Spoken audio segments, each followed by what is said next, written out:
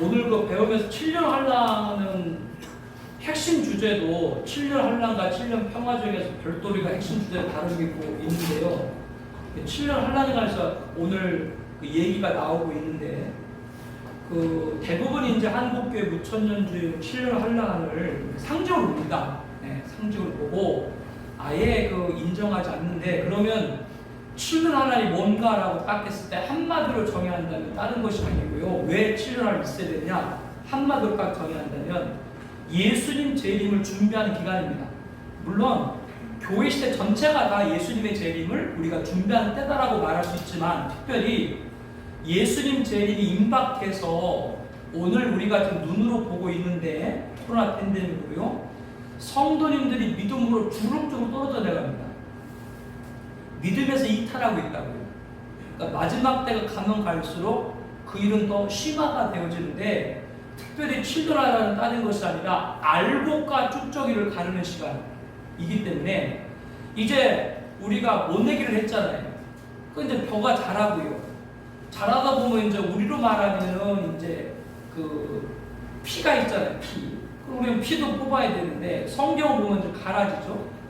근데 가라지하고 곡식은 다르잖아요. 씨가 가라지 씨하고 곡식 씨하고 다르죠. 또 우리들 말하면 벼 씨하고 그리고 피 씨하고 다르잖아요. 피 씨 요만이에요.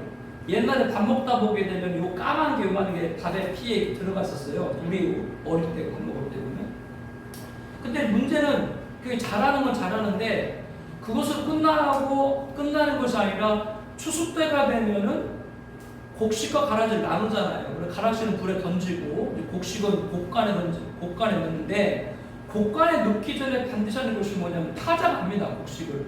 타작에서 곡식 중에 뭐를 갈라요? 알곡과 쭉적을 가르는데 지금 우리가 살고 있는 시대가 모내기 시대가 우리가 살고 있는 시대가 지금 벼가 자라고 있는 시대가 아니거든요. 우리가 지금 살고 있는 시대는 거의 타작, 추수도 거의 끝나가고 이제 타작이 임박한 시대다. 그러니까 7년 하나는 뭘로 보는데요? 타작 시대로 보는 거예요. 네. 마지막 때인 거예요. 마지막 때는 다른 것이 아니라 인내로 오늘도 우리가 그 짐승표 나오면서 인내로 너희들이 예수님 이름과 하나님 계명을 지키라는 말씀이 나왔듯이 마지막 때 환란이 큰 이유는 주 재림의 영광이 크기 때문에 그렇습니다. 그렇기 때문에 7년 환란은 다른 것이 아니라 알곡과 쭉저기를 가르는 타작시대요. 누구의 주임을 재림 예수님을 준비하는 기간입니다. 그 기간이 없이 그냥 바로 온다? 이거는 성경적이지 않습니다. 어느 성경에 보게 되면 어떤 사건이 있었을 때 그 사건 이미 이전에 하나님께서 계획한 사건을 이루시기 전에 미리 징조로 깨닫게 하는 일들을 우리들이 허락을 하고 계시고 그거를 깨닫는 사람은 준비하는 거고 못 깨닫는 사람은 그냥 떨어지는 거예요. 그겁니다. 7년 하나는 따는 것이 아니라 주의 재림을 준비하는 시기 알곡과 쭉저기 가르는 타작 이렇게 딱 생각하시면 돼요. 그러니까 왜 7년 하나이 필요해된가? 라고 얘기할 때 그렇게 답변하시면 돼요. 근데 무천년은 거기에 대해서 구체적으로 딱 말하지 못하기 때문에 어떤 징조도 말을 못하는 거예요. 할 말이 말해줄 게 없는 거예요. 그게 바로 영원한 복음입니다. 재림에 관해서 재림이 가끔이라도 말해줄 것이 없는 겁니다. 목사님들이 책을 많이 보시고 또 성경도 많이 보시고 연구들도 많이 하셨을 텐데 조금 외람된 편입니다만 10년 환란에 관해서 또 영원한 복음에 관해서 전사년과 후사년과 관해서 적그리스도 등장에 관해서 이런 거에서 구체적으로 이렇게 책에 명시된 책이 있어요? 많지 않습니다. 그 제가 잘했다는 얘기가 아니라 이렇게 하는 이유는 다른 것이 아니고 저는 목사님이니까 목사님들한테 도움을 드려야 돼요. 그 유명한 목사님 세미나 들으면 그런 것도 같은데 애매하고 말을 애매하게 해줘요. 이거다 저거다라고 딱 풀어서 얘기를 안 해줘요. 왜? 자기도 다 뭐예요? 정치인들이 그렇다 안 하다 딱 얘기 안 해요. 정치인들 절대 안 해요. 그거 마찬가지로 유명한 분일수록 딱 얘기를 못 해요. 왜냐하면 그 말했다가 잘못 자기의 그 고리가 될 수 있기 때문에 안 하는데 저는 목사님이고 또 여러분도 목사님이기 때문에 도움이 되는 입장에 딱 이거다라고 얘기합니다. 단, 제 연구가 완전하지 않습니다. 완벽할 수는 없습니다. 하나님이 완벽하게 주지도 않고요. 하나님이 왜 어떤 특정한 사람한테 완벽하게 줘요? 그렇지 않죠. 단, 오전에 강의했던 것처럼 사모함으로 붙드는 자에게 하나님이 깨닫게 하시고 준비시킬 줄로 믿습니다. 그건 분명해요. 자, 앞서 이제 우리가 후사년반 공부했죠? 전사년반 공부를 좀 할게요. 3번입니다. 전사년반입니다. 종말시대 7년 환란 전사년반에 대한 설명으로 바르자는 걸 고르시오. 계시록은 종말시대 7년 환란 세계에 있을 사건을 예언으로 성도들을 마지막까지 구원해 주신 교회 시대에 주신 예언이다. 전사년반은 교회 시대 마지막입니다. 자, 전사년반은 특징이 있어요. 무슨 특징이 있느냐? 교회 시대 마지막이기 때문에 전사년반은 어디에 들어가요? 교회 시대에 들어가면서, 또한 전사년반 시작되는 7년 환란과 함께 누가 등장해요? 적그리스도가 등장하기 때문에 전사년반은 또 뭐요? 종말 시대도 들어가요. 그러니까 전사년반은 교회 시대와 종말 시대에 중첩된다라고 하는 겁니다. 14만 4천 두 증인의 예언 사역기입니다. 그래서 교회로 하여금 진리를 사숙케 하는 거죠.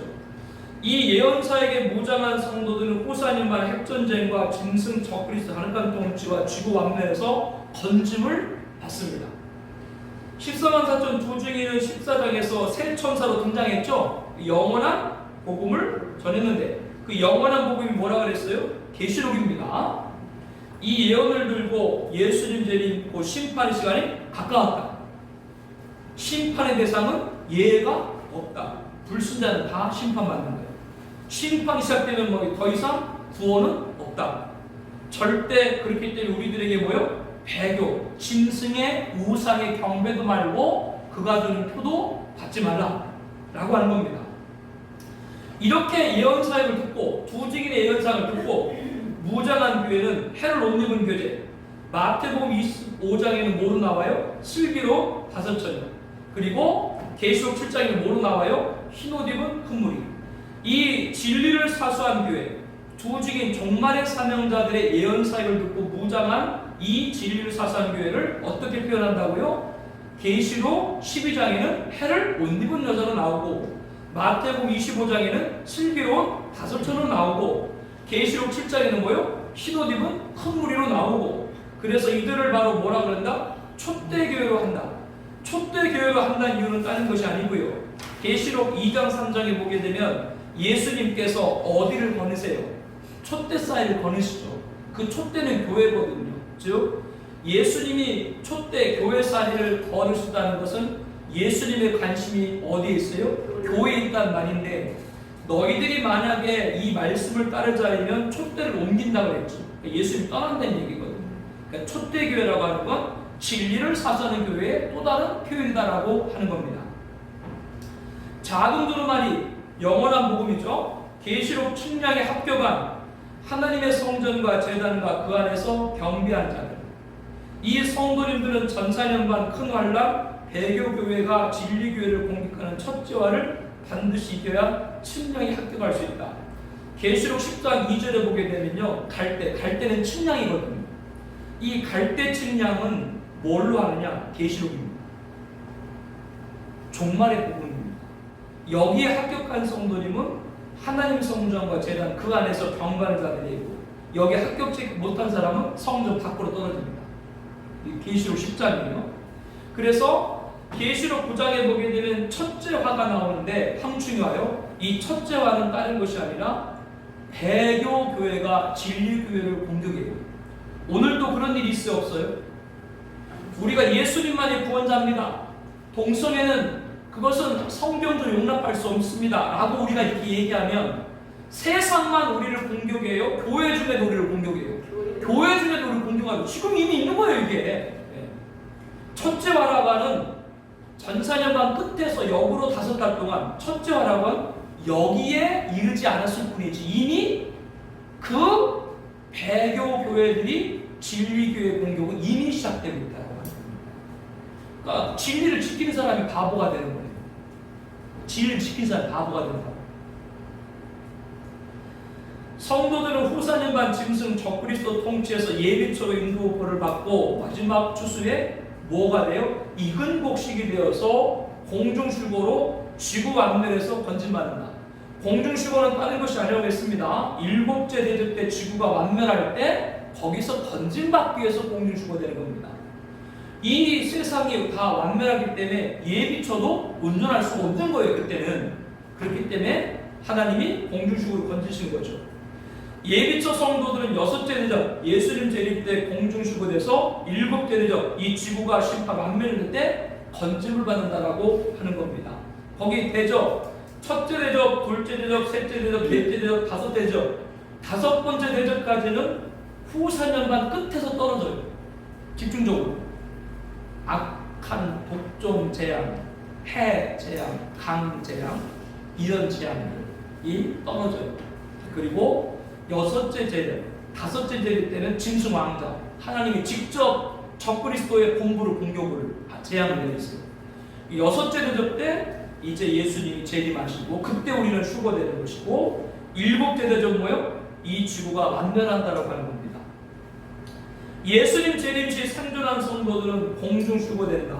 이때 성도들 육체가 변화돼 안 변화돼요? 변화되지 않는데 많은 분들이 성도님들이 공중 휴거되면은 이 육체가 변화된다라고 얘기를 합니다. 그 이유를 여러 번 말씀드렸죠. 데살로니가전서 4장 17절에 나와 있는 구름 속으로 끌려올라 공중에서 주를 영접할 때 이것이 휴거인데 이 휴거의 말씀을 많은 분들은 고린도 전서 15장 52절과 연결돼 가지고 호련이 변화되는 나팔소리 나면 호련이 변화되는 이것과 연결하는데 고린도전서 15장에 나와 있는 건 혈과 육은 하나님 나라에 들어갈 수 없다. 이 하나님은 천국이죠. 천국에 들어갈 때 혈과 육을 가져갈 수 없다라고 하는 것이지 공중 휴거 때 이 육체가 변화된다는 건 아니에요. 그러니까 어떤 차이가 있냐면 데살로니가전서 4장 17절에 나와 있는 공중 휴거 때 성도들은 그냥 휴거가 되는 것이고요. 그 다음에 천년왕국이 있죠. 그리고 천년왕국이 끝날 때 백보자 심판이 있죠. 백조야 심판 때 그때 부활하는 거예요. 데살로니가전서 4장 17절과 고린도전서 15장 52절은 천년의 간격이 있는데 그거를 뭐요? 하나의 사건으로 보기 때문에 휴거될 때 변화된다. 이렇게 해석들을 한다라고 하는 겁니다. 이 부분들을 잘 연구하셔야 됩니다. 공중 휴거될 우리 살아남은 자란 예수님 재림시 생존한 성도를 일컫고 일단은 데살로니가전서 4장 17절에 보게 되면 구름 속으로 끌어올려 공중에서 주를 영접한다. 여기에 구름 속으로 끌어올려 공중에서 주를 영접한다 이 말은 휴거를 말하죠. 그런데 이때 이 말씀에 변화된다는 말은 있어요 없어요? 없어요. 그냥 끌어올려지. 여기 어디 변화된다는 말이 있어요? 없어요. 이때는 이 끌어올려는 우리가 흔히 뭐예요? 랩처 휴거, 헬라어로 하르파죠. 락거체다 이런 뜻이에요. 강탈하다 그런 뜻의 순식간에 사람이 이곳에서 저곳으로 옮겨가는 겁니다. 이것을 말합니다. 그런데 많은 분들은 아까도 말했던 것처럼 데살로니가전서 4장 17절을 뭐와 연결해요? 고린도전서 15장 52절과 연결해서 변화받는다고 합니다. 그러나 고린도전서 15장 52절의 변화는 언제 변화하냐? 혈과 육은 하는 나라를 이어갈 수 없다라고 하는 천국에 들어갈 때 우리가 변화되는 것이다. 천년왕국 끝나고 백보자 심판에서 변화돼서 천국에 들어가는 것이죠. 천년왕국 이전에 예수님 재림할 때 공중 휴거 때 변화되는 것이 아니다 라고 하는 겁니다. 천국에 들어갈 자들은 혈과 육을 가져갈 수 없다. 썩는 것은 썩지 않은 것을 욕으로 받지 못하기 때문이다. 육체는 천국으로 들어갈 때 변화받는다. 형제들아 내가 이것을 말하노니 혈과 육은 하나님 나라를 이어받을 수 없고 또한 썩는 것은 썩지 아니할 것으로 유혹받지 못하리라. 나팔 소리가 나매 죽은 자들이 썩지 않을 것을 다시 살아나고 우리도 변화되리라. 여기 보세요.